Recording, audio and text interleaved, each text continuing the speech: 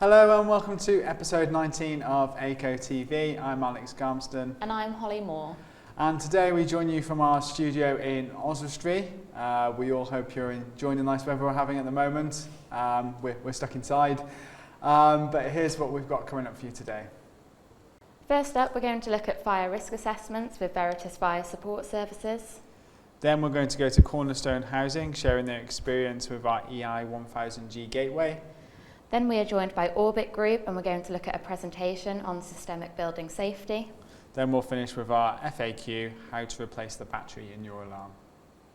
For the first session of today's show, we're going to be joined by our Regional Specification Manager for South London, David Cunningham, and Steve Dilloway from Veritas Fire Support Services.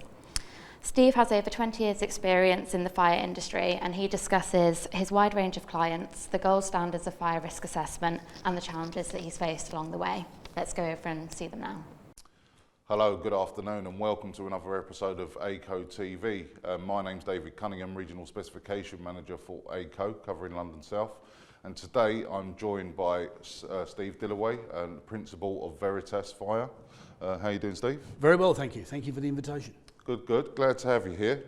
What we're looking to do today is have a conversation regarding fire risk assessments in communal areas off the back, so post-Hackett. Steve does a lot of work in that area, but first of all, Steve, it'd be good to find out a little bit about yourself and about the company. How long have Veritas been around for? Well, Veritas are in their 4th year. I've been a certified risk assessor since 2011, and I've been in the fire industry since 1999. Right. Worked for manufacturers, worked for installers and service providers, worked for FM companies, and in 2016 put a plan together to go on my own. Right. And Veritas started officially on the 1st of January 17 and has grown from there. I passed my BAFE 207 exams and accreditations in August 18, right. So that's 2.5 years in. Yep. And going from strength to strength. Okay. I'm going through BAFE SP 207 at the moment for design for residential high-rise. Okay. And currently I think I'm probably the only BAFE risk assessor in the country to have both of those accreditations in place. Okay, that's brilliant, yeah. I work on my own. It's very much an individual effort, but I think that the clients I represent and the customers' sites that I look after get the very best in terms of advice and guidance to protect them from prosecution. Well, that was going to be my next question. What type of client base do you have? Very eclectic. Property management companies, FM providers, national direct customers, of which I've got 2. Everything from small blocks of flats, shops, motor trade, waste recycling. Really, there isn't anything I wouldn't take on. Right. I've had to have some fairly frank conversations with my PI insurers with regard to residential high-rise, because everybody panicked off the back of Grenfell. Yep. But the third-party certification platform should give clients and site owners confidence that the people that they're engaging with are competent to do the work. And I think that's the key factor everywhere, is that third-party certification post the publication of the Hackett report has become a much more focal point than it probably was ever before. Yeah, I mean, I was certain that would have been, this third-party certification would have been in place by now, but I'm guessing it's just due to COVID for the delay. Yes. Within the FIA working group that I sit on, there is already conversation with Downing Street in terms of wanting third-party certification to be a mandatory requirement throughout the life safety arena. And I think had we not had Brexit and COVID, I think we'd have it now. Right, yeah. So probably by 25, I think we'll get there. But current issues have been, I won't say a distraction, but it was considered less important for obvious reasons. And so I think it's about time. I mean, with my limited knowledge of fire risk assessments during my time at Aico, some of the stuff I've read, it's not always correct. So it's probably the biggest challenge in my work is taking oversights where the risk assessment that has previously been provided is either flawed or incomplete. Right. And trying then to explain to people why they've spent money on things they didn't need to and haven't spent money on things they should have done is challenging. Right. Because not everybody's got a bottomless pocket. No. So I think the trade press for BAFE and the FIA are doing a super job in trying to promote the use of third-party certified people, not just in risk assessment, but in terms of install and service as well. But that message still needs to be rammed home, that the only way you can prove, if you had to in court, the competence of your support partner is whether they can validate their skills and expertise with third-party certified peer review. Right. And okay. I'm proud to be able to do that. No, that's brilliant. Yeah, yeah. And are you then qualified to carry out all types of risk assessment? At the moment, yes. Yeah. There is a conversation going on at the moment within the FIA to try and band A, B, C, D, the types of assessment that is done, and off the back of that there is a plan for a chartered qualification to reinforce the qualifications that you have. And I think in 3 or 4 years' time, the levels of assessment that people do will be banded, but based on their skills, whether they do shops, whether they do schools, whether they do offices, whether they do resi high-rise, whether they do large factory environments. Because at the moment, it would be down to me to decide whether I thought I was competent to do something. If somebody asks me, I've got to decide whether I can justify to my PI insurers that I'm good enough to do it. Right. So you can't look at the money element of that. You've just got to decide from your own skill sets, is that too much for me? And then you either say no or you refer them to somebody else, which I've done a couple of times. But in most cases, if you've got IFE, IFSM or BAFE, the jurisdiction in terms of what you do is fairly self-regulated. You decide whether you think you're competent to do it based on your skill sets and your knowledge. Okay, right. And can you explain to some of the viewers that may not know, the IFSM, what does it mean to be a member of the IFSM, and how do you get involved with that? Well, it's all about proving your skill sets and your knowledge and your expertise. So there's almost an interview audit process. Right. You have to demonstrate what you've done, what training you have, what CPD you have, your background and how you've got to where you are. Right. And then a group of people who you may not necessarily know will take a view as to whether or not they consider you to be competent or not. I was quite fortunate to be accepted and then further applied to be a Tier 3 accredited risk assessor, which is similar on par to IFE and BAFE. Okay. And I was accepted into that. The one thing I would say that I think where it loses a little bit is when people are looking for a third-party certified provider, you are almost preaching to the converted. Those people already know that they need somebody who can demonstrate competence. Yep. The hard part is going into the more financially strained part of the market where people are prepared to take on a risk assessor without asking too many questions because they're cheap. And that's really where you risk things unravelling. And in the event that you had a serious fire where people were injured or killed, the responsible person and the risk assessor are then both in trouble and could end up in adjoining cells. Okay. Yep. If you had one message you would drive to the customer base, it's by using third-party certified people, that's the best protection you've got, that you will not be dropped in it if the worst happens. Okay, yeah, that's right. So Steve, with regards to fire risk assessment, there's 4 different types. I put a presentation together for my colleagues a couple of years ago just to explain what the different types are. But really, at Aico, doing the job we do, we don't really heavily get involved in risk assessment other than maybe in a communal area under the RRO, we do a type 1 assessment. But can you explain to the viewers what the different types are and where you might have to carry out those types? In most cases, there'll be a non-invasive type 1, which is basically a walk around the building and you're looking at what's there and what is not. The fundamental really is to look at what's missing, what from experience you know should be there but isn't. Right. And probably 85% of what people have are on a type 1 basis.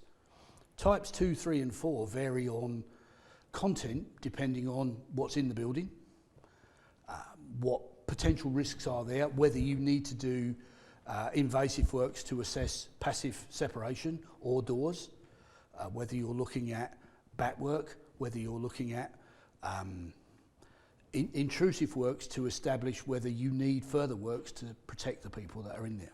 Right. I think there is still a level of ignorance from the customer's side in understanding the difference between what's a ham roll and what's a cheese roll. It tends to be driven in a lot of cases by cost. They still don't understand that there is a value in what they're being given, and it needs to be respected and understood on the basis they might have to take it to court. And if the choice of what they have is driven purely by the cost of providing it, then you're not always going to get what you need. To use a car analogy, it's a bit like buying a very cheap brand of tyre. If you do 100,000 miles a year, that's probably not the right course to take. I think there is still resistance to invasive works, particularly when it revolves around doors, because if I go and have to do invasive work on a door set and I've got to either remove or drill into architrave and frame to see what's behind it, the customer has the responsibility for the extraneous repairs, not me. Right. And in a lot of cases, they don't want that, or they'll expect me to cover it. And to do that, if I'm going to do a building where I may do samples on 10%, that would be fairly normal. You could quite easily end up with £2,000-3,000 worth of repairs in either replacement architrave or repairs to the underneath of the door. Yeah. Packing and such like, and customers will resist that. So in general terms, what I tend to do is involve a third-party certified door partner, preferably one that's on the BM Trada third-party list, and they will go on my instruction and do a full door assessment. So they'll tell me whether the leaf is correct, whether the frame is correct in terms of thickness, whether the ironmongery is correct, whether the door is graded, and that gives me a platform on which to build information to the client as to whether the doors are suitable, whether the doors need repair, or worst case scenario, whether the doors need replacing. Similarly with passive works, what you're looking for is to ensure that the right type of product has been used if you've got to seal areas up or fill holes or deal with cavities, rather than, my worst nightmare is pink builder's foam, because it will burn like a candle, but it's cheap as chips to buy. And that tends to be, from the uneducated perspective, the go-to product, because you can buy it in B&Q and you don't need any specialist skills to know whether it's right or wrong and where to put it. So I still see now lots of buildings with the wrong type of passive support. And overall, the type of risk assessment that you would pick, I think it's very building specific. If it's a sleep-in risk, I'd be having a conversation with the client to make it 3-tiered. So I'd want to do an invasive report from me, but I would also want additional support from a BM Trada partner to look at the door work and the passive work to make sure that those 3 legs stand up. Because there's not a lot of point in a residential building to have really good door work, but not very good passive protection. And you do see it quite often, don't you, still? It's in terms of... I think the other fundamental problem is that prior to Grenfell, people's appreciations of fire door work were very low, on the basis you could go to a builder's merchants and buy a door, and you could pay a carpenter or have an on-site carpenter to fit it for you. And some of that work is quite good, but an awful lot of it is not. And the difficulty with using a third-party certified partner is obviously they've got overhead costs for their accreditations, as have I. And what that means is that for an FD30 door set, door, leaf, frame, ironmongery, fitted, ready to go, is anywhere between £1,800 and £2,000 a door.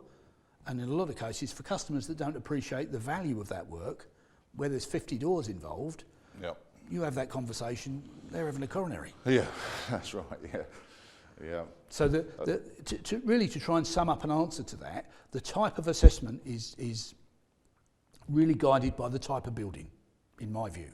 But under the RRO, it's just the communal areas, and the type 1 would be the minimum requirement. Yes.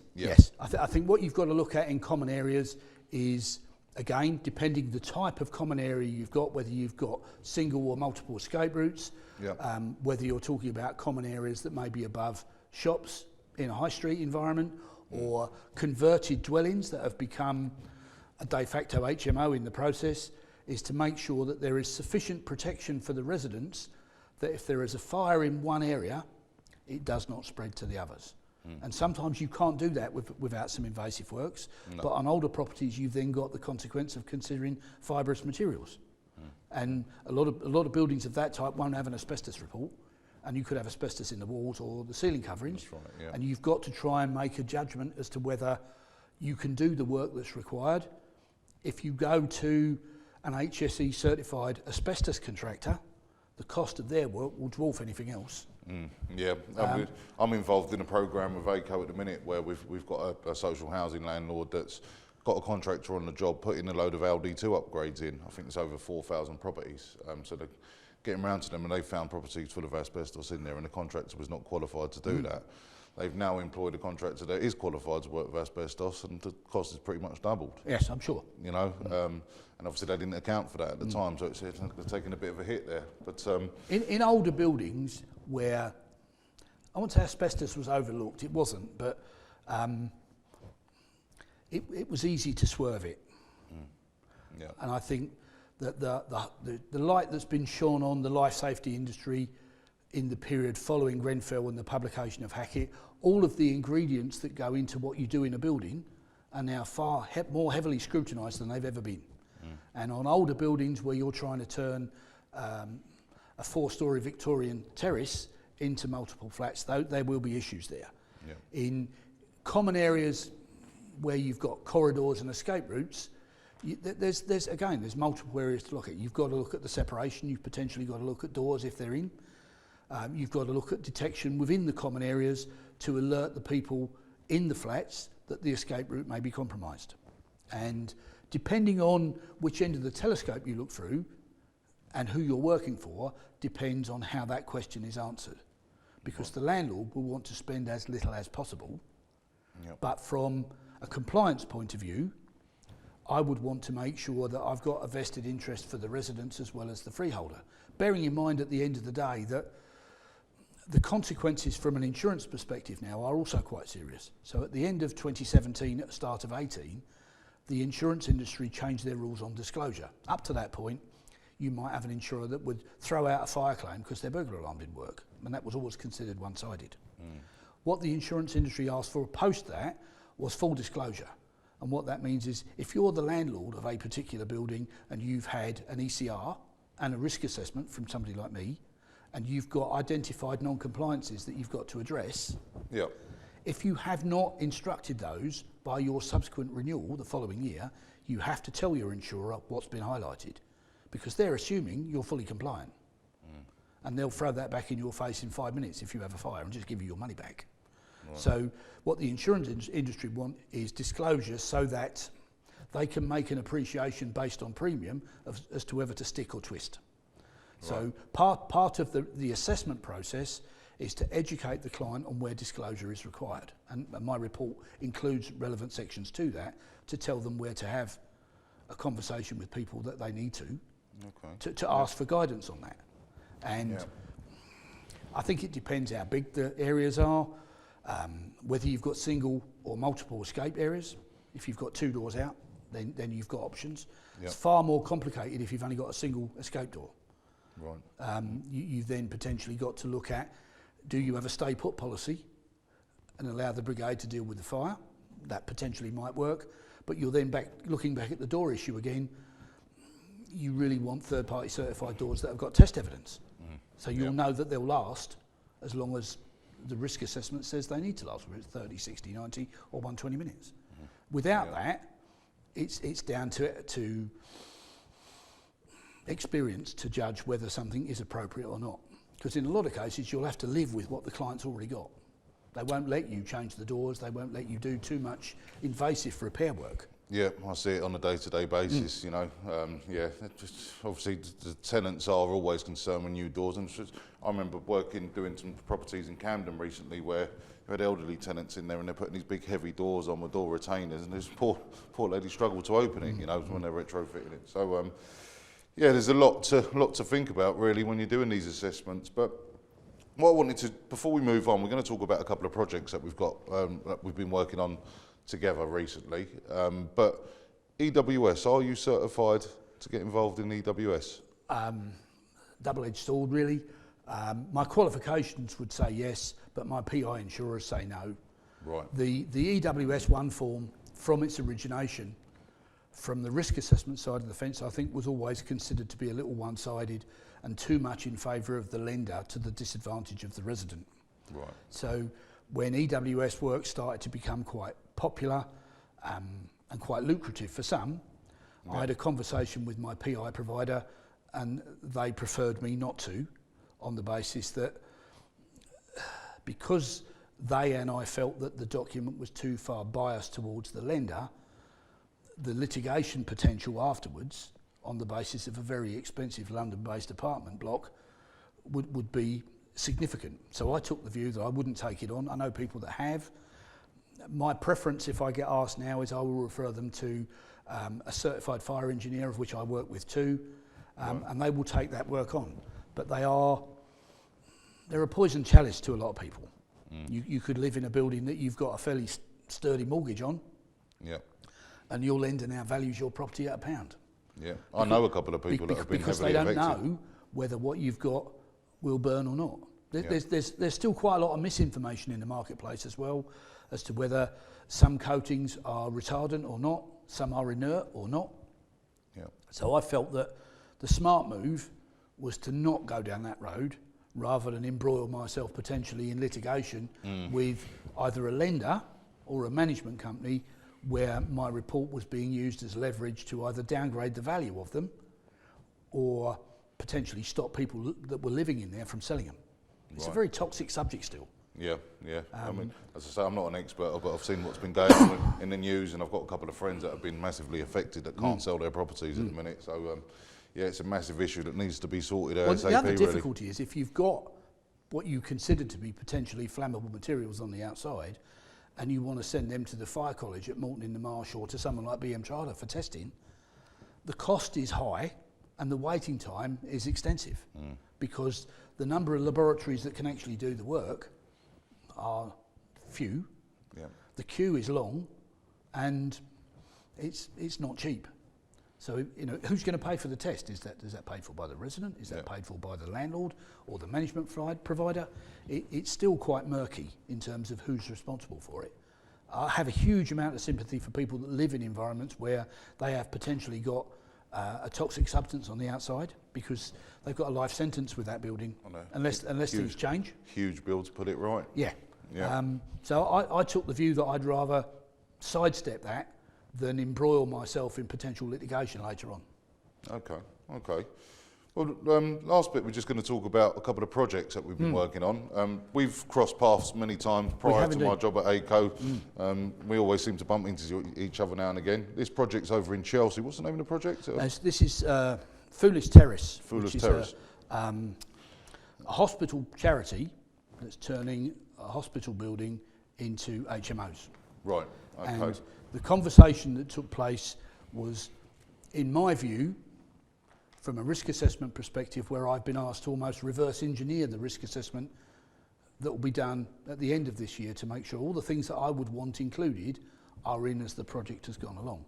And the point I made repeatedly was that the use of the gateway, where the Part 6 provision is included, allows the management company, there's a charity group that run this, to know what the activities of their residents are.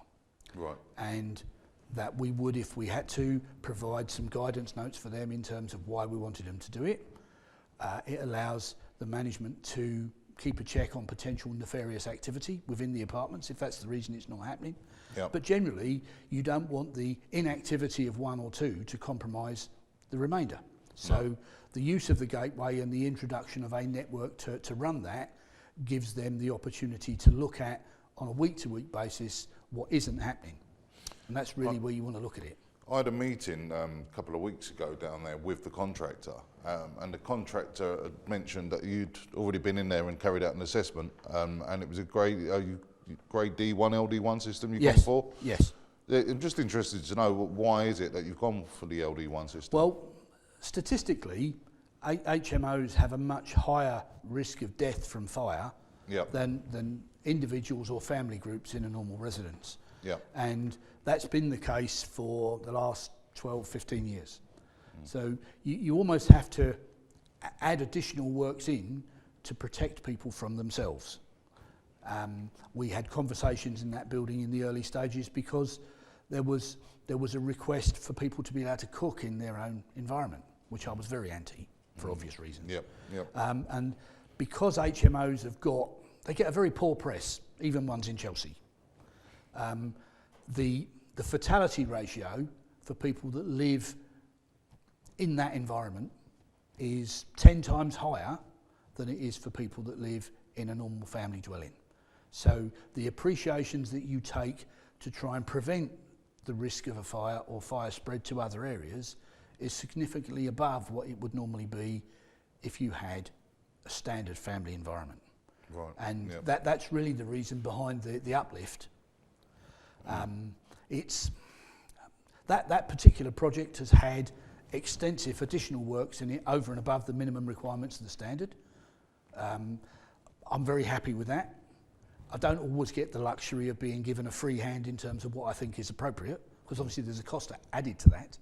But the general reasoning behind wanting more than the minimum requirement is because of the fact that HMO envelope tends to attract bad habits, nefarious activity, and people behaving in different ways. One, because they're on their own, and there's a lack of control, sometimes a lack of management or monitoring.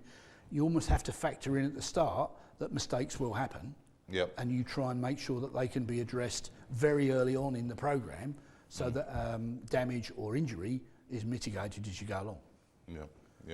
I met the client on this particular project, and it's very good to see a landlord that actually cares and wants to put the technology in place. So it's not just caring. The client realises that his neck in the noose if this goes wrong. And I'm like you. I feel quite fortunate that the individual concerned is very, very switched on and aware of the potential litigation issues. And whilst he's not got a bottomless pit of funds to throw at the project, the right money has been spent in the right places to make it as good as we can. Where you've got people that are residing for 3 months, 6 months, 12 months, maximum probably 24, the amount of transient foot traffic that will go through that building, you are going to get a small percentage of people who won't follow the rules, who have a different agenda. And what I've tried to do is make sure there is enough infrastructure within what's done there that if there is a drama, that there are checks and balances in place to either prevent spread or early detection, or allow the management team to deal with it appropriately. Okay.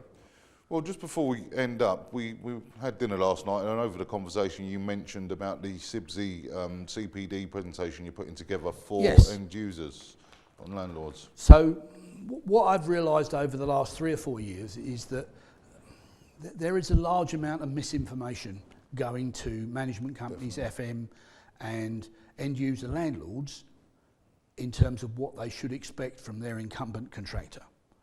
So conversation took place with one of the groups I'm affiliated with, which is the FIA, and there is a plan now to put together a CIBSI approved workshop deliberately aimed at that part of the market. So no contractors involvement at all, to try and give management companies and people in that marketplace a qualified understanding of what they should expect from a competent third-party certified provider. It's much needed in that sector as well. The first issue is, if you're not using people that are third-party certified, why? Because you've really got no comeback on them if things aren't correct, because you deviated from the first requirement of the RRO, as the RP has to demonstrate that the person they've selected is competent. And the industry expectation for that is third-party certification in whatever field you're in, whether it's doors, lighting, fire, whatever. So what I'm starting to put together now is a 30-minute workshop, 45 with Q&A, to give management providers an understanding of what they should expect in terms of service work, what the requirements are within the standard, when they change incumbents, what the requirements are for a full takeover test, which doesn't happen as often as it should do. The inclusion of works relating to doing acoustic performance tests for sounders, a dB test, lux tests for escape lighting, reviews of escape routes and directional signage, and potentially the use of photoluminescence. All the things that I would expect to see in a risk assessment, as I do now, will be covered within that to give those who have responsibility for small, medium, large properties, residential as well as commercial, an appreciation of what they should have. Now, I'd say probably 25% of the market probably do that now. But there's still quite a large chunk where, because of cost, that doesn't always happen to a level that I would want. And because of the complication now of insurance disclosure, the customer has to know what's compliant and what isn't, what works and what doesn't, what's missing. Because trying to have that conversation with a loss adjuster after your building's been burnt down isn't going to go very far. And you see the Aico SmartLINK Gateway as something that will sit well in that sector with private landlords? I think the technology within our industry is moving faster than the standards are being rewritten, which is a poison chalice to a certain extent, but it hasn't stopped things moving on. And I think the Gateway has a positive place in that element of the market moving forward to give residents confidence, management companies and landlords information, fire and rescue service confidence in terms of the fact that the testing that is being done gives them a little bit of an appreciation of what's in the building. If nothing's being done, they're probably going to have more problems than they would otherwise. So yes, I generally think that the advancement of technology with issues like the Gateway, which broadens the canvas for the information that comes back, is welcome and needed. No, that's great. That's great. I think we're just about out of time now, Steve. Okay. But thank you so much for coming in today. I've learnt a lot from you. Very knowledgeable guy. Thank you. So yeah, hopefully we'll see you again in a few months' time. I'll be happy to come back. Yeah, Thank you for the carry on the invitation. conversation. Okay. Thanks a lot for watching, guys, and I will see you soon. Cheers. So thank you to Steve for joining us on Aico TV and sharing his experiences with us. We're going to take a short break and take a look at our EcoFit range.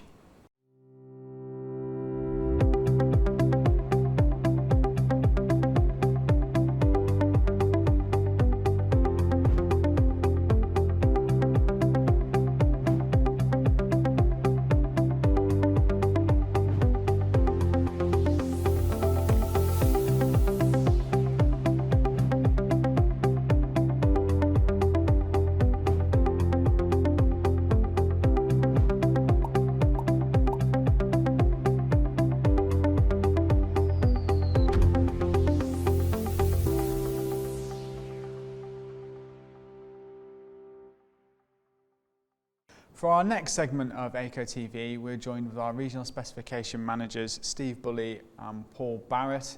They're going to be talking to Cornerstone Housing in the studio. They'll be joined by Tim Lewry, Head of Property Services, and Chris Reed, Electrical Manager from Cornerstone.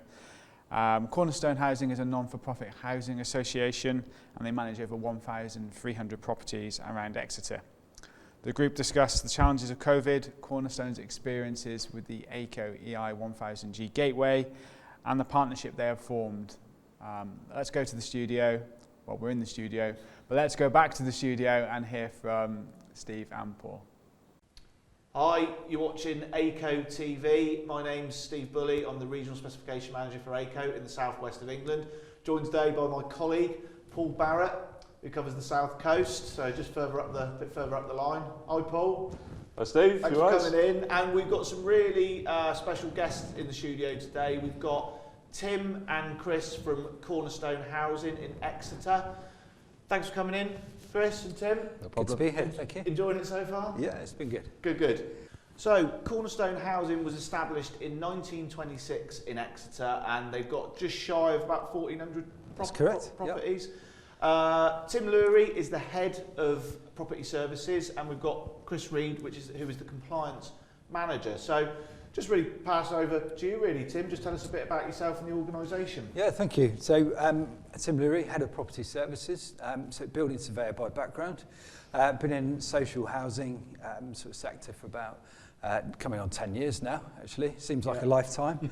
Yeah, and the last few years had a real passion for compliance and sort of driving through change in the industry, really, including Cornerstone. So we've been on a really exciting journey with our compliance. We've been doing lots of electrical testing, gas servicing, but really questioning ourselves and being open and honest about how accurate is our data, where can we improve, what can we use to improve ourselves. And that's where Aico came in last year, really, in that we were reviewing the way that we work with electrical and smoke detection. And we've been looking for a product for a while, really, and Aico was really, obviously we were aware of the alarms, having previously used them, but the whole IoT, Internet of Things, was of real interest to us. And what the industry has really been looking for is, there have been lots of opportunities for intelligent smart working, but it's that route out of the property that's kind of key and been quite, the holy grail really for people. And so Aico had a good solution. And so it was really interesting to do a trial with yourselves on that and sort of build on that, really. And it's been really exciting to be able to now get that standard agreed for new installs and replacements, and also we've just started rolling it out in new builds as well. So yeah, really exciting time, really, and yeah, it's been great to come here and see where it all started, really, as well. And Chris, you've been in the industry for a number of years. Tell us a bit about your kind of where you've come from, your journey. So started with Cornerstone in 2008 as a maintenance electrician, carrying out EICRs and general maintenance work. So good. I've got a good experience of our stock and our customers. Tim then joined the company and saw the need for a compliance manager, which I got the position. So since then, it's been working around compliance. A lot of our EICR programs, obviously gas safety, asbestos, Legionella, fire safety, and having meetings with you, the Gateway, great piece of kit, just to reassurance for Cornerstone that the alarms are where they need to be and then they're working and tenants are safe, really. Yeah, and you obviously work very closely with your team, and Yes. and it kind of resonates through you can see that respect is there because they've seen you kind of come through, and it. Yeah, so I've worked with James, one of our other electricians for a long time before Cornerstone. We did some videos live. Yeah. So he's, we work well together. Yeah. So he's also been, he's our QS as well of the electrical side. So he's been great for me as well on the ground, installing the alarms, and a few of our contractors who have been putting them in. So it's great at the moment. It's working really well for us. It was really, really cold that day when we did the live filming as well, Chris. Yeah. We didn't stay in the flat. It was cold. Yeah. Thanks, Chris. Yeah, so Tim, I'm really interested in the kind of journey that you've taken so far, and also where you think you're going to be going with the Gateway. Obviously, it's an exciting product. The route out of the property with all that data is kind of key. So That was key for us. So data, in today's world, data is king, and that's where we've really got an interest is property data, behaviour, and we're really excited for future products to come on. So it starts with smoke detection. It's great to be able to see what's happening in a property. We've been looking daily, getting those notifications when something's either wrong or a detector head is missing, and it allows us to educate customers as well. So we can pick the phone up, whereas previously we'd rely on someone going to a property to see if it was an issue with the detector. So it's real-time information, and it's so key.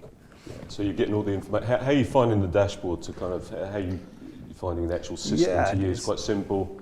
Yeah, it's great, and it's really good for staff, like visually. A picture says 1,000 words, so for staff to be able to have real-time information is something we've been been really looking for a long time, and it's how you start to use that. So that's the next stage for us. Yeah, and talking to the tenant as well, just picking up the phone, everything's kind of sped up and it gives you more engagement with them. So obviously all of that's important. We're doing some work with the fire service, local fire service as well, and we've already identified, not repeat alarm activations, and so we're able to actually do some proactive work with individuals where we notice that, okay, that property's alarms have gone off 3 times this week, you know, what's behind that? And actually it allows us to ask them if they want a home safety visit from the fire service, and it's just that proactive, we kind of see it going that way with the future sensors as well, so damp, mould, all those sort of things really. It's early intervention. And it's the connected home, like you say. Yeah, Chris, we were talking earlier, and I was interested to hear, you know, some of the kind of observations you had when you were on the tools. Can you tell us a bit more about that? Yeah, so the gateway's been great for us to just confirm that all alarms are working and satisfactory. There's no low batteries. Like Tim said, if we're getting activations, we can then go and see the tenant, make sure they're okay and what's going on there, really. So it's been great, and the data it feeds back is invaluable to us, really. So Chris, it feels like we've been on a bit of a journey really since those initial meetings we had in sort of back end of last year, December. And for me, it's really refreshing to work with you guys, a housing provider that you place so much emphasis on compliance. The LD2 that you moved to now, and obviously the gateway sits alongside that, but just talk us for a bit on that journey that you've been through. So yeah, like I said, we've had meetings with you earlier in the year, and we've moved to the new LD2 specification now, so alarms in the main living area, also in the kitchen, where our boilers tend to be. A lot of the boilers in the kitchens, we've got the dual heat and CO alarm. And then installation of gateway, so we've picked one specific scheme at the minute, 60 odd properties, and the alarms and the gateways are going in. Been really successful so far. We're getting a lot of data back, so yeah, it's been great for us. And what program works are you doing that? Does that form part of the ICRs or? No, this is just a dedicated improvement at the moment. Right, we're putting those alarms in. They were identified as we wanted to upgrade those properties first, and we got a few other properties after that with the program going forward. Yeah. To get us all upgraded, yeah. Yeah, I suppose it's the same question for you, really, Tim. How you kind of have seen the journey? Yeah, no, it's been really positive so far. It's been, you know, when we first looked at changing the specification in our electrical policy, you know, we wanted to start doing that straight away, but there's lots of things you have to do before you can get boots on the ground, whether it be asbestos surveys, customer consultation, you know, upskilling your own staff to do the installs. So, yeah, and obviously we had some assistance from Aico with the expert installer program. So that's been really good. And it's been just great to see the data starting to come back through. But ultimately, as we've touched on, it's just great for our customers. You know, there's more of a visual presence with the alarms in the property. We're also considering other products for elderly, so hush buttons that are at a better height. You know, we've discussed those that have got hearing or visual impairments. You know, there's products for that. So, you know, it's really just modernising, you know, what we've got. And we're basing it at the moment on current installs that require replacement or renewal. But all of Cornerstone's properties already have smoke detection. So this is aimed at those properties where it's of an age that it needs upgrade. So. Yeah. Yeah, and you made a good point there, Tim, around kind of getting all members of staff engaged, and we did some really good sessions, didn't we, where we got all the trades in, whether it be electrical, gas, everyone was in a room, and just general kind of going over and getting everyone on the same page. Well, really. Our trade guys are our eyes and ears on the ground. They're in and out of the properties probably more than anybody, so we want to make sure they're aware, and if they do see anything, they can then report back to us that we can then go in and rectify it ASAP. And that engagement is really, really important. I think we've delivered some sessions for our housing team as well. And it's brilliant to get that engagement and, you know, get those discussions with customers. And it really links to, you know, the housing white paper and, you know, really listening and consulting with our customers and taking them on the journey with us. That's what I was going to point out, actually. I mean, engagement, quite obviously, with the Human Fitness for Human Habitation Act. Yes. It's very much in that document, isn't it? Yeah. So, you know, that's kind of where everything's going. Yeah. And I think the thing to think about with that is not to be scared. You know, that act has come into place to protect people, to protect our customers. And so for us, you know, we want to know that data. We don't want anyone to be living in a substandard home. So, you know, if we can get data out of the home that suggests that there may be an issue down the line, then early intervention, you know, is key, and that also has a cost saving. You know, if things get to a complaint or a claim, you know, there's a lot of time and resource taken up by that. So if we can see that someone's property is really cold, or they're not using heating, or there's a humidity issue, we can act, we can give advice, you know, we can see what's the matter. Yeah, it's a and two-way help street, isn't it? So you're kind of looking out for the tenant, and the tenant's getting a better style of life. Yeah. So it's a win-win. And it's helping those customers, you know, engage with us. You know, not everybody wants to, you know, pick the phone up and speak to us. So, you know, it's a chance for us to have a look at that. And it also gives us a route into the home to see if everything else is okay, check our properties, you know, what is the condition like, how long are things lasting. So yeah, it's kind of. And you're taking the initiative. I mean, that's what's really refreshing now. Is it's not kind of just waiting for things to happen. You're kind of, you know, you're actually going at it and saying, well, this is what we can do to help, and the engagement kind of comes along with that. So. And I think this sector, you know, you can wait for things to come along, but you know, you have to be proactive and you know, find areas where you can push forward before things happen. So. And another really positive thing to talk about is how you're addressing the housing shortage. You're really proactively building new properties, aren't you? Yeah, so you know, we're really excited about you know, going forward new developments. So Cornerstone develops its own properties through contractors. We also do works on own parcels of land that we've got to develop new builds. But also, you know, we're adopting increased safety standards in new builds. So we're doing some work with the fire brigade to look at sprinklers in certain new builds where we can work with the local authority. But we're also adopting LD2 standards. So actually, you know, we're helping raise the game of developers and contractors and getting those upskilled to fit to new standards. So yeah, it's a win-win. Yeah, absolutely. And I'm doing a lot of work with the subcontractors on your behalf to making sure that the gateways have on-site training when they're installing it. And again, everyone seems to be buying into your vision, which is really exciting, I think. It's about knowledge as well, isn't it? I mean, you know, this industry, as we know, it's you know, people think that you know, you should do this or you should do that, and it's very, very unclear. And I think you know, with the British standards, everyone knows where they are and where they're going, and it's just really kind of moving down that line. I think it's the key bit that you guys are doing the right thing, which is so important, isn't it? I think you've touched on a really important thing there. So in the social housing sector, we don't just have a you know, a duty to do things. We have a moral duty to you know, to keep people safe and to do the work that we do.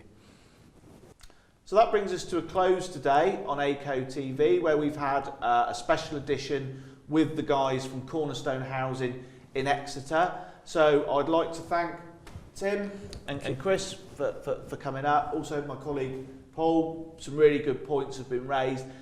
If you want to find out more about the journey that Cornerstone have been on, then and you're in different parts of the country, then contact your local Aico Regional Specification Manager for more details. So thanks for tuning in.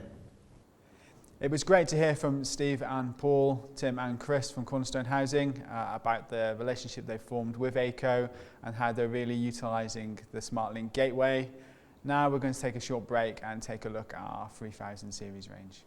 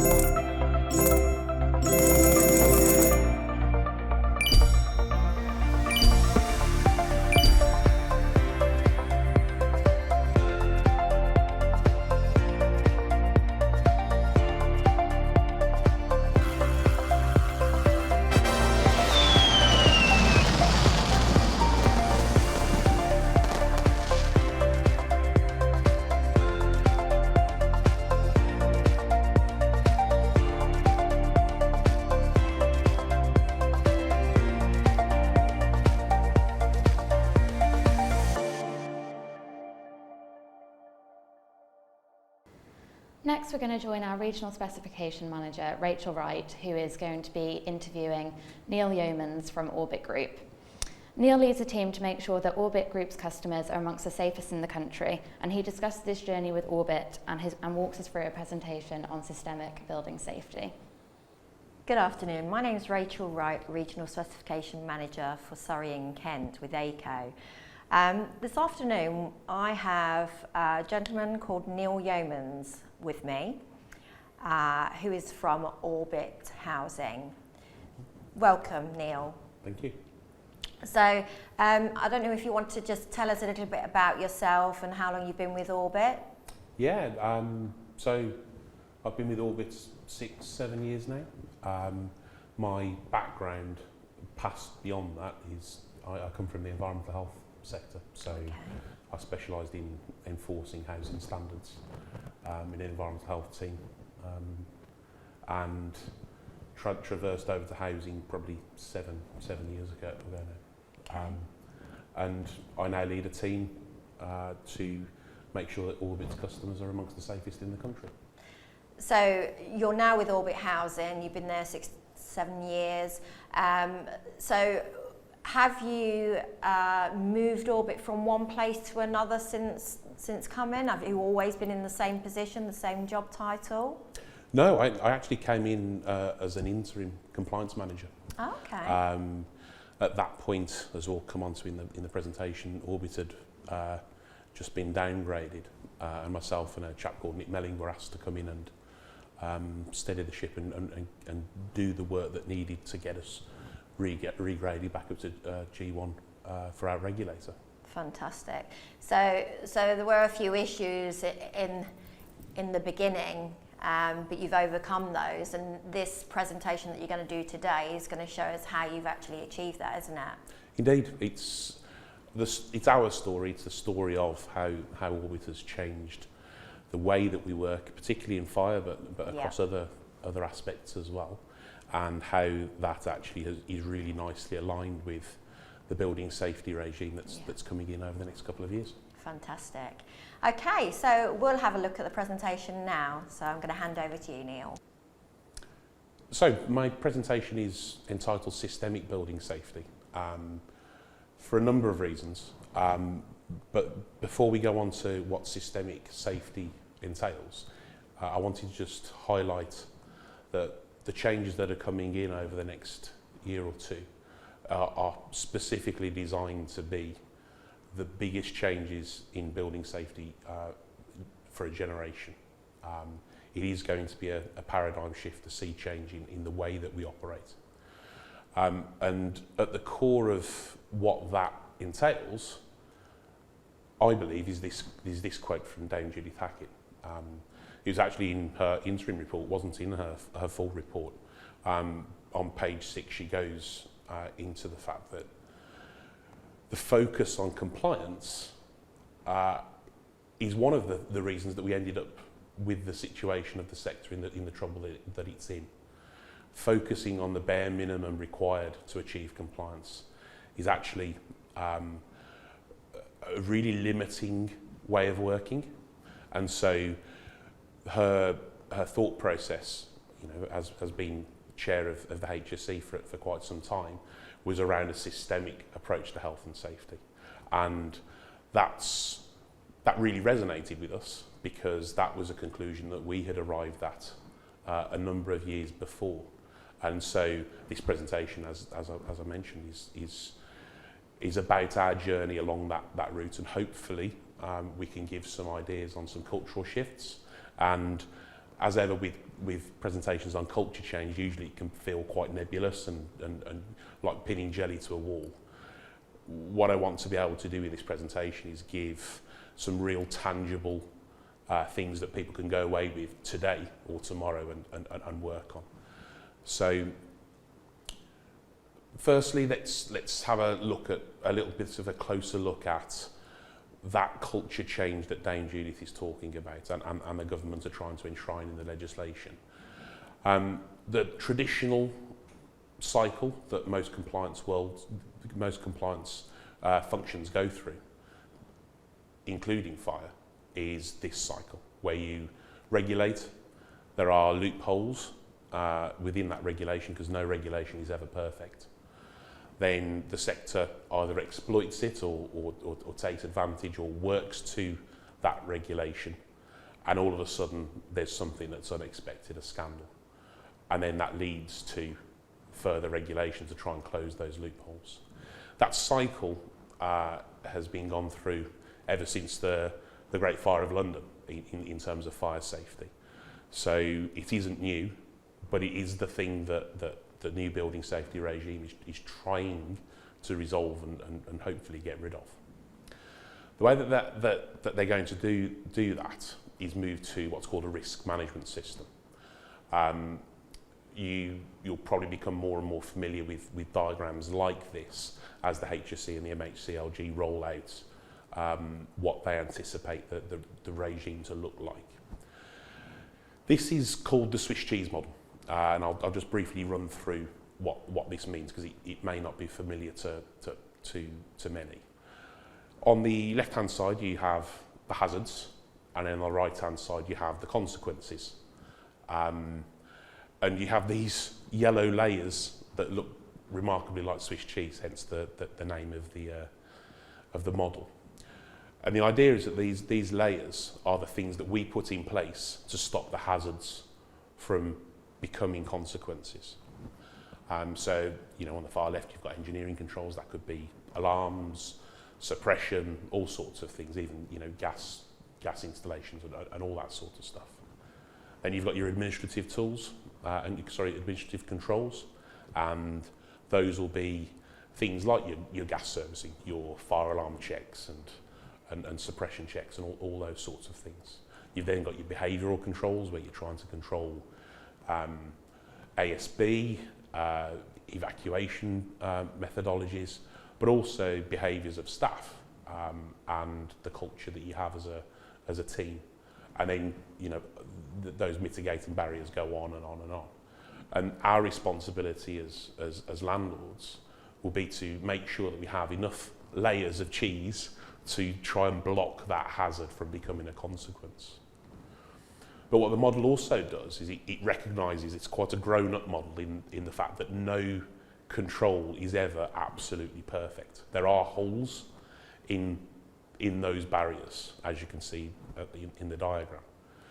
And so the idea of our responsibility to manage that risk process is to try and put enough barriers in between and to try and actively shrink those holes so that it becomes less and less likely that those holes will align and allow a hazard to slip through to becoming a consequence.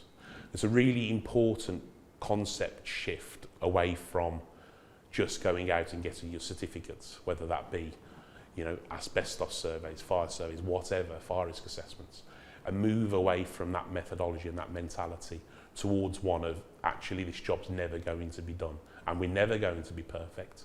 Our job is to try and reduce the risks as much as humanly possible. So, as mentioned before, this aligned quite nicely with Orbit's story. We, in 2015, were downgraded by our regulator. We were, we were off on a number of factors, whether that be our fire risk assessments, or indeed our fire risk assessment actions. We weren't to the level that we needed to be, and the regulator downgraded us. That happened in 2015, and we managed to get regraded 6 months later because we righted that ship, and we made sure that our risk assessments were of the right quality, and we absolutely managed our risk assessments and our risk assessment actions within line of what the regulator would expect. And so what ended up happening is we got really good at what we refer to as the compliance fundamentals. So the gaining of certificates of risk assessments, doing your actions, your contract management and your financial controls. Those aspects are traditional, well-trodden compliance fundamentals that many of you will be familiar with. But what we realised was, by going through this tick box yes, we are now compliant with the regulator, what the regulator expects from us, and we have all the things that we need to say that yes, we are compliant. It didn't quite feel like we'd arrived. It didn't feel like we'd reached a point where we could genuinely, hand on heart, say that our customers are now amongst the safest in the country. And because of the downgrade being such a significant event for Orbit, we doubled down on our efforts and tried to identify why complying with the legislation didn't feel enough for us.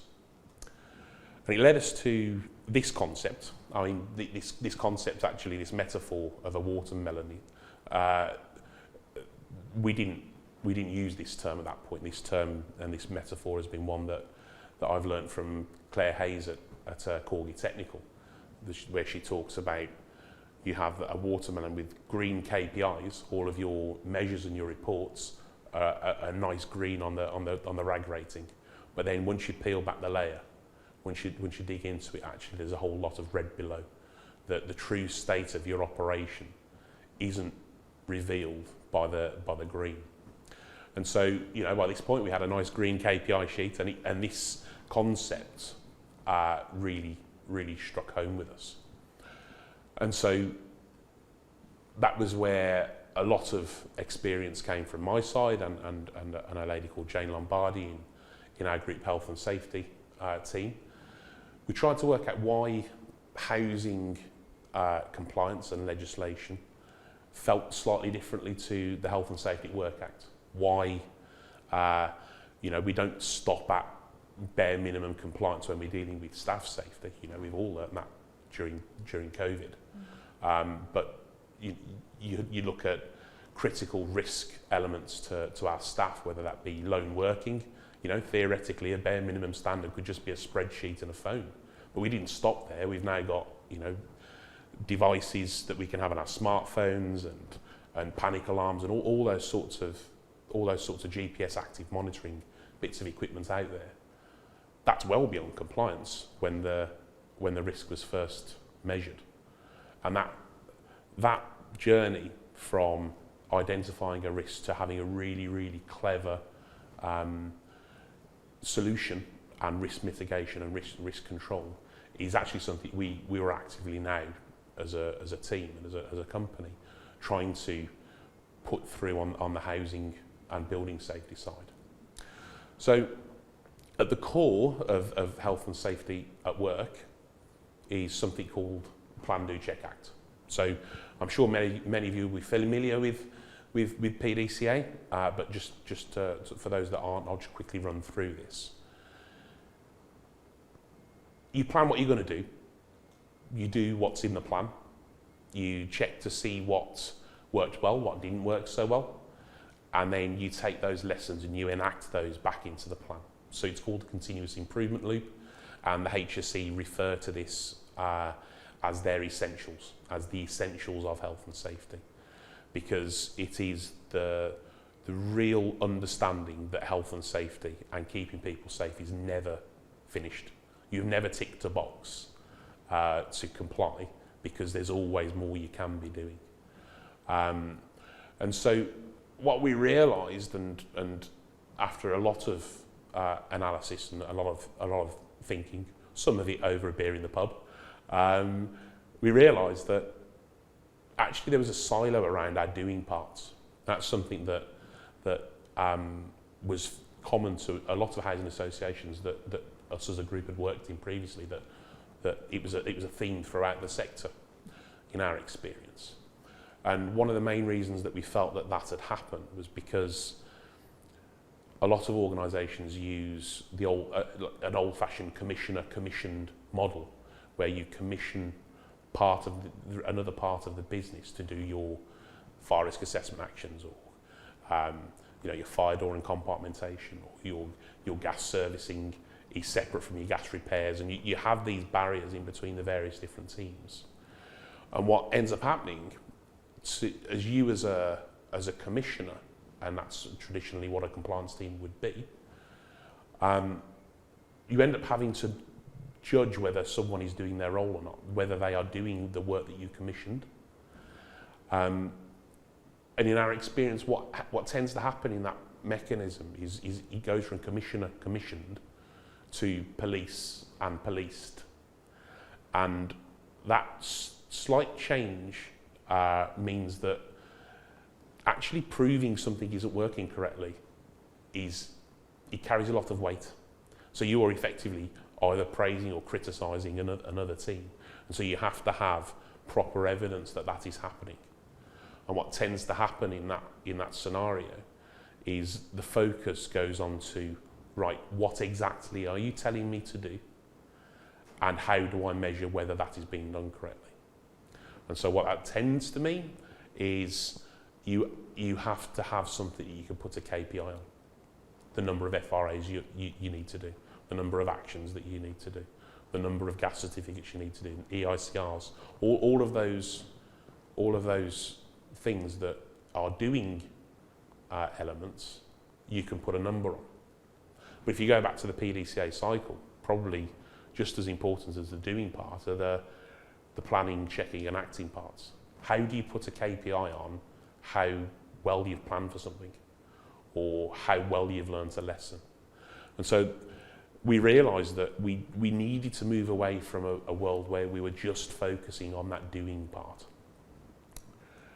If anyone wants any detail, more fine detail on that, we have written an article for the National Housing Management Forum, and we've also written a case study for them. I'm sure we can either put that in the link of the video or you can just search for Orbit NHMF.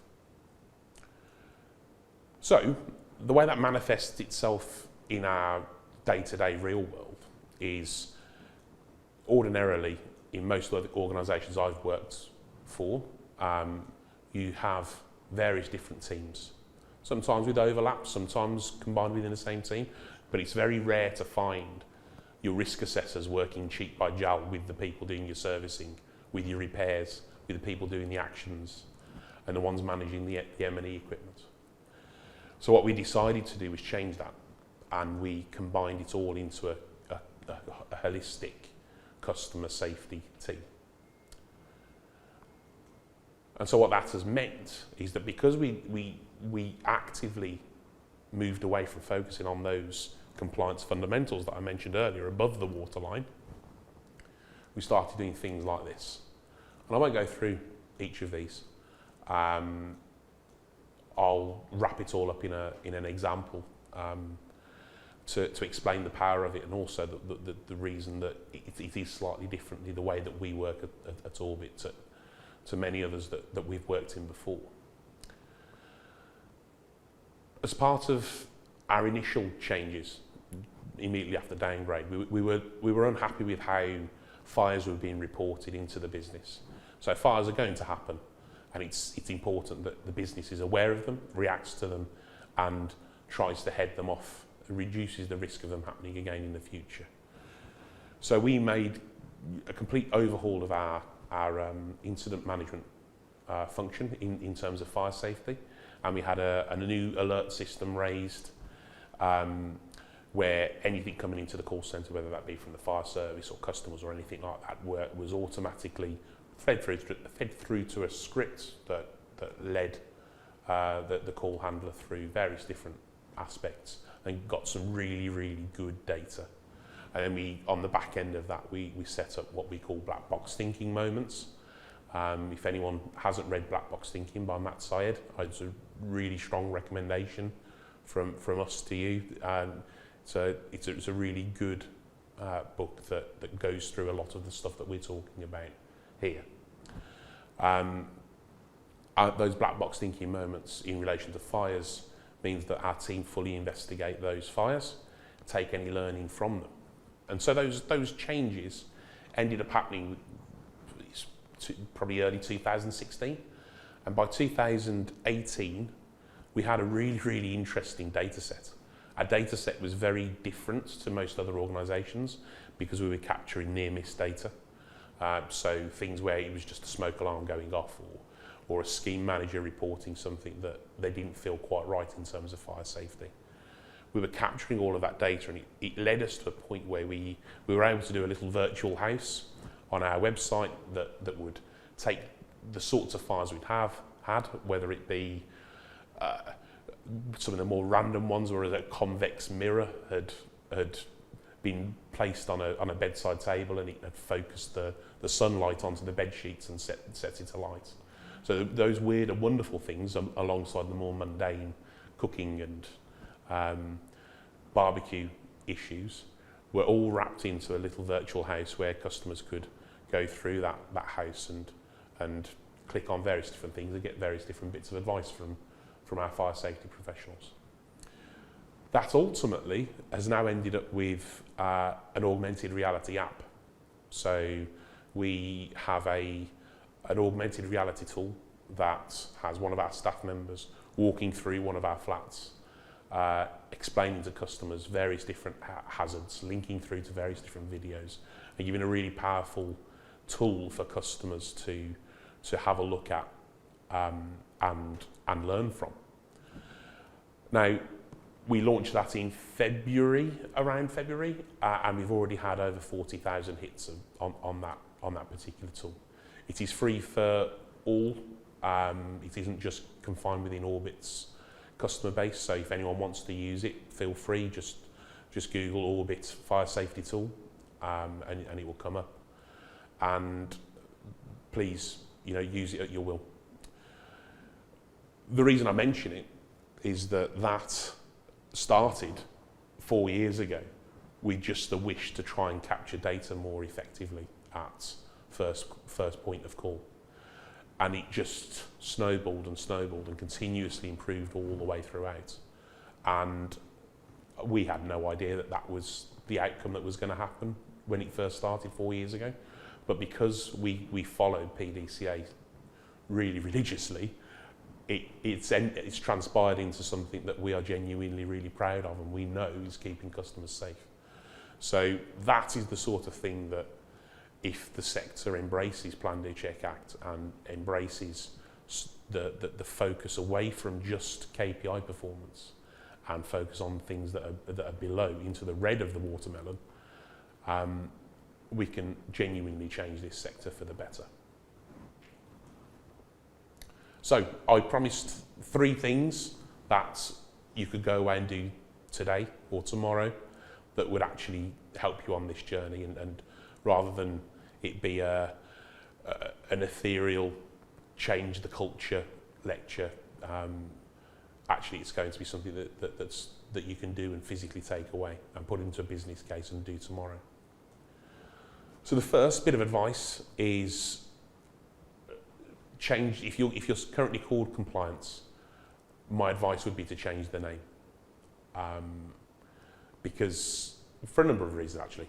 But if you think about what that word means, it literally means the thing that Dame Judith Hackett's quote earlier was railing against. It is literally complying with the bare legal minimum. That's the definition of compliance. And as a leader, that's actually a difficult thing to sell to staff, to turn around to them and say, come on guys, break your back for me every day so that we can achieve the bare legal minimum. It doesn't get anyone's blood up, and it certainly isn't an inspirational facet. And so changing it to safety, and that my guys, their job is to keep people and their families safe, is a much easier sell, and more importantly, it's much more likely to inspire creative thinking compared to just have a look at the legislation and achieve the tick box that the legislation requires you to do. Second is, for anyone out there at the moment worried about the pace, how do you judge the pace of change, considering that the Building Safety Act, as it will become, hasn't been finalised yet. There are standards out there already that you can go by or be part of, and you won't be a million miles away from the right direction. So if you haven't already got a copy of BS 9997, I recommend you grabbing that and following that process to get through to a full comprehensive risk management system, because that's exactly what BS 9997 is. It was a standard written prior to Grenfell, but still stands the test of time. The idea is that you move from that compliance element to something that looks much more akin to the Swiss cheese model, which again is something that I expect to see a lot of from the HSE and the MHCLG moving forward.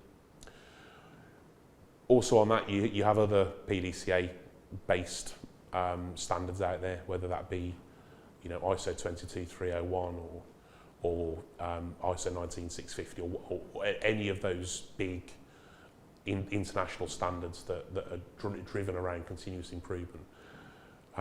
You will be going in the right direction if you buy those and apply those. Another bit of advice is that if you don't already have a primary authority, I'd get a primary authority.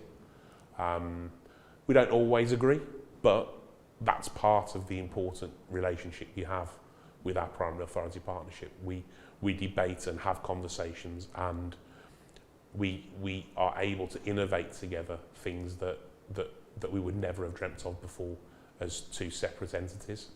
So that primary authority having a fire service there as an advisory to you is really, really useful. So I can't recommend that more highly.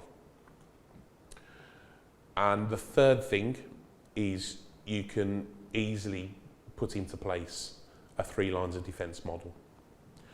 So I mentioned earlier that part of the Swiss cheese model is to be grown up enough to understand that nothing is perfect.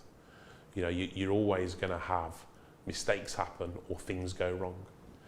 And one of the things that we've put in place at Orbit is 3 lines of defence.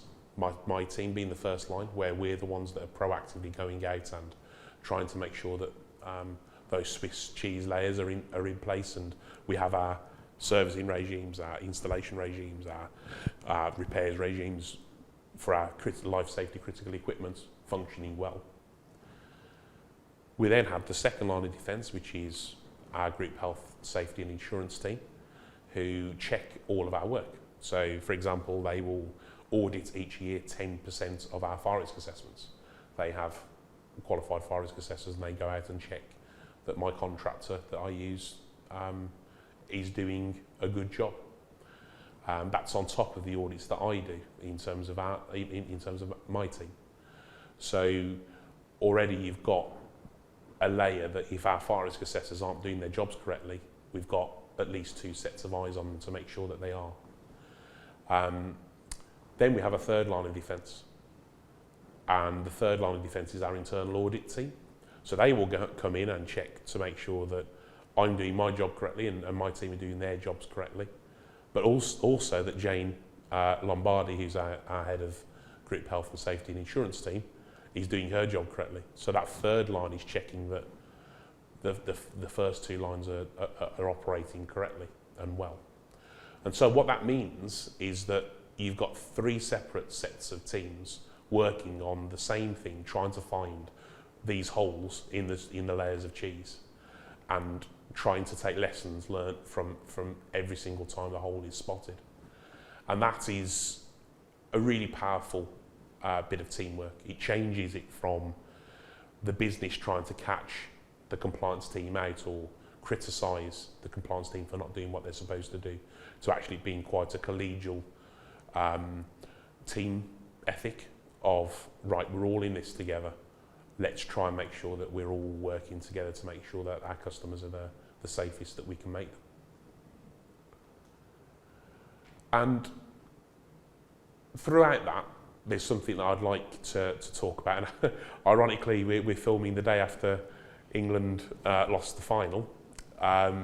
It's a football analogy. One of my staff members at the time came to me and said the reason that we feel different working in this team compared to where we've worked in compliance before is that at other organisations we've been made to feel like the goalkeeper. We've been made to feel like we only get noticed when the ball's in the back of the net, and everyone thinks we're the only ones responsible for stopping that ball going in the back of the net in the first place, when actually we all know that an entire team defends the goal.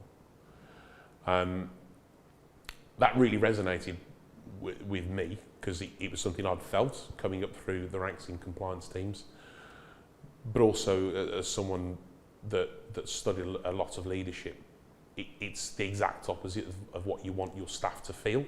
You don't want your staff to feel like everyone's watching them to spot their failure. That's not what real true innovation and confidence brings.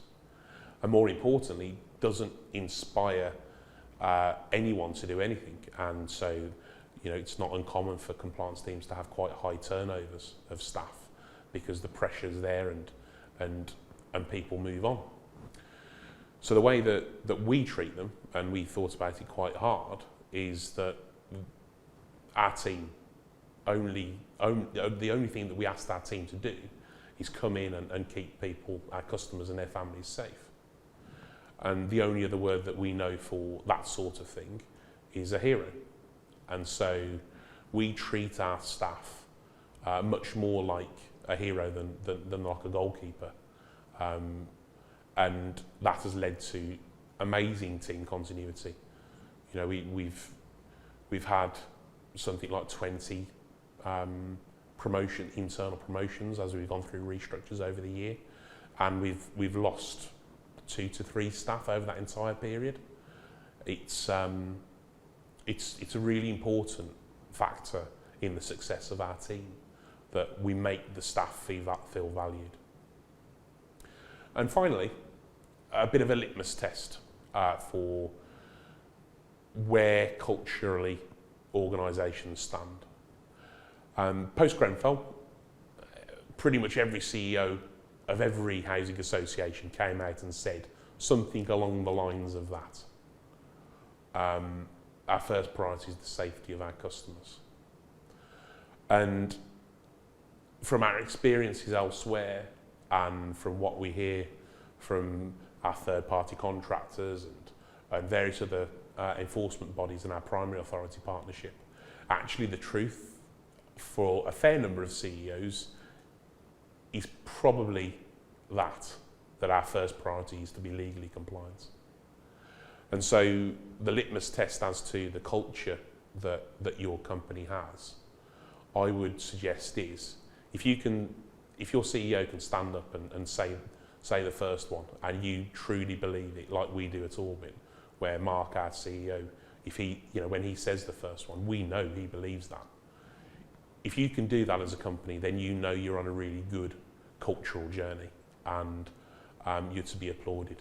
If it's the latter one, then you've got some work, in our view, and actually some of the things that we've talked about today hopefully will help you out on that journey.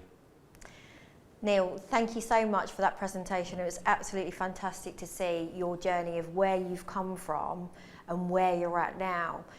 I'm sure there's many social housing landlords that feel it's difficult for them to transition into where you are now. But when you break it down how you have done, and you can see the kind of things that you've done, it is possible for them to do it, isn't it? Absolutely. It's one of the most important parts of PDCA. That planning, doing, checking and acting part cycles through so quickly that actually you're taking lots and lots of baby steps all the time. And we don't consciously make those paradigm shifts very often. It is just a continuous improvement over the years, and it's not until you look back after 3, 4, 5 years that you realise how different the world is from when you first started. And how you've evolved forward. Indeed. Yeah. Indeed. And looking at those slides that you've just gone through, the one in particular that I like is it's like an iceberg effect, isn't it? From the top, this is what you're seeing from the top, but this is what's happening behind the scenes, and the kind of things that need to happen for people and companies to evolve and to get so that you've not got silo working patterns, and you haven't got these segregated, the left hand doesn't know what the right hand's doing, so to speak. Because this happens in a lot of organisations, doesn't it? Indeed. I mean, you at Aico see it more often than we do. Yeah. So that separation of commissioner and commissioned, from our experience, does lead to that world where you have that separation. And the old adage of the left hand not knowing what the right hand's doing is absolutely apt. Yeah. If you combine them, in our experience, if you combine them, then you enter into a world where the little lessons that you learn along the way, and that's one of the key things that I'd like to get across, that little lesson learning. If you have them, say for example, you're looking at doing your fire risk assessment actions by a different team. The daily conversations you have when it's in at one team leads to things like, QR marking on fire doors actually becoming viable, rather than a hope and a dream of the commissioners and a labour for the commissioned. It's no longer that sort of a tug of war between resource. It's a collegial, joined enterprise, and it's a really powerful thing. It's all about working collaboratively, isn't it? So what you're doing there, in effect, is the last bit that you said about safety and compliance. There is a big difference, because safety is the core of what we do. Our main thing to do is to help social housing landlords, new build developers, private landlords, so absolutely anybody, to ensure that their tenants, if they're homeowners, are kept safe. That's what it's about. It's about safety. And when people do look at compliance, and like what you said, if you've got a compliance team and you've got a safety team, what are we both doing? What are they doing? And how differently are they working? So I think you've got it spot on what you're actually doing. But where you're trying to keep tenants safer in their homes and families safer in their homes, there's other things that you can implement, because obviously we've got smarter homes coming in, we've got lots of devices coming in that can give you spoke about data, and the data that can be brought back from certain things. So we know we've already had the conversations about the gateway, which is our SmartLINK Gateway, which gives you information and data that you can see what's happening in a property, if alarms are going off, if there's background CO, if the tenants are actually testing, and it all helps towards that, doesn't it? Indeed. And then we've got things like environmental sensors too. So we know that's a big problem out there in social housing, damp, mould. So those are things that we've got going on that we can help social housing landlords, and it's something yourself that you're looking at, isn't it? Indeed, we're looking particularly in our high-rise, our high-risk buildings that are going to fall within scope of the new Building Safety Bill and Building Safety Act.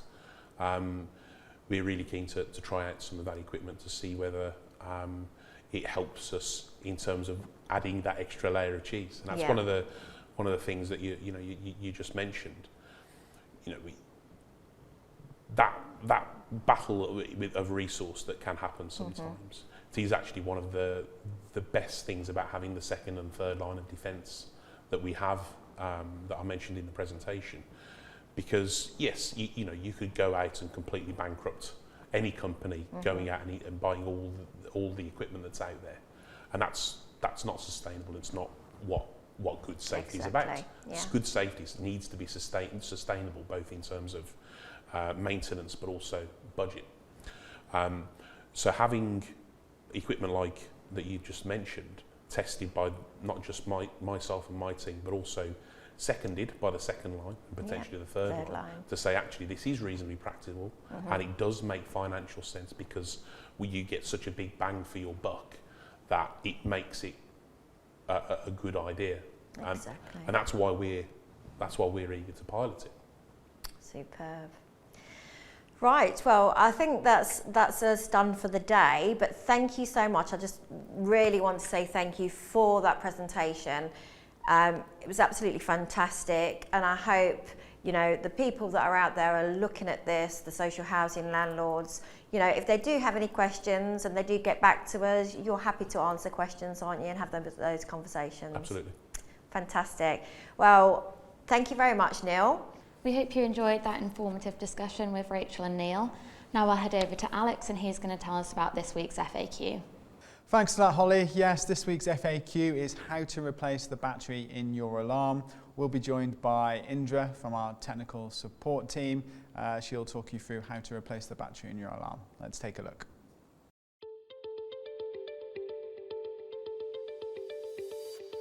How to change the battery in your alarm. First of all, make sure there's no constant green light so the mains power is off. Put the screwdriver in, release the catch, and remove alarm off the base plate. 9-volt battery is located just here. Simply take it off connection block, put the new battery in, secure it into place, and put it back on the base plate.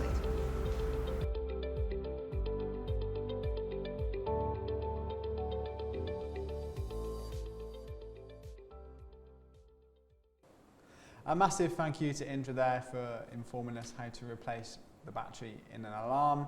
Really useful information in case you didn't know, but that's all we've got time for on this week's episode. I would encourage you to subscribe to our YouTube channel to make sure you're up to date with all the latest episodes and any new videos we release. But apart from that, Holly, have you got anything to add? No, I haven't, apart from following us on social media as well. We have Facebook, Twitter, LinkedIn, Instagram and TikTok. And as you know, we've moved to fortnightly now, so we'll see you again in 2 weeks' time. Thank you. Bye.